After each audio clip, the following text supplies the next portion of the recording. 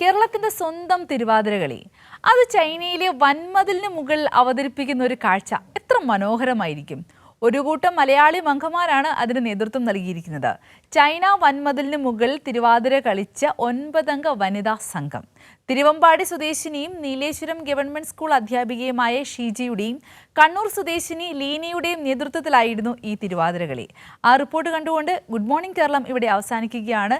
കൂടുതൽ വാർത്തകളും തലക്കെട്ടുകളുമായി മോർണിംഗ് റൗണ്ടപ്പിൽ സിജു സുഗതൻ ചേരും. നമസ്കാരം. പാർവതി ഗിരീശ്വരന്റെ ചിന്തയിൽ മുഴുകി വലഞ്ഞു. തിരുവാതിര കളിയും ചൈനയും എന്ത് കോംബോ ആണെന്ന് ചിന്തിക്കുന്നുണ്ടെങ്കിൽ കോഴിക്കോട് തിരുവമ്പാടി സ്വദേശിനിയും നീലേശ്വരം ഗവൺമെന്റ് സ്കൂൾ അധ്യാപികയുമായ ML ഷീജ അതിനുത്തരം പറയും. വൻമതിലിനോട് ചേർന്നുള്ള ഒരു പ്ലാറ്റ്ഫോമിലാണ് ഇത് അവതരിപ്പിച്ചത്.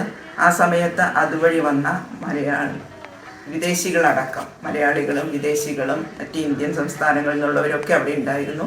എല്ലാവരും ഞങ്ങളുടെ കളി ആസ്വദിക്കുകയും അവർ ഫോട്ടോയും വീഡിയോയും ഒക്കെ പകർത്തുകയും ചെയ്തു.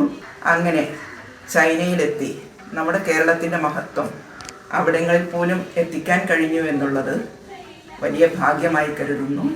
കണ്ണൂരിൽ നിന്ന് ചൈന കാണാൻ പുറപ്പെട്ട 40 അംഗ സംഘത്തിലെ 9 വനിതകളാണ് വൻമതിലിന് മുകളിൽ തിരുവാതിര കളിച്ചത്. തിരുവാതിര കളിക്ക് ചുവടുവെക്കാൻ കണ്ണൂർ സ്വദേശിനിയായ ലീന കൂടി എത്തിയതോടെ പരിപാടി ഉഷാറായി.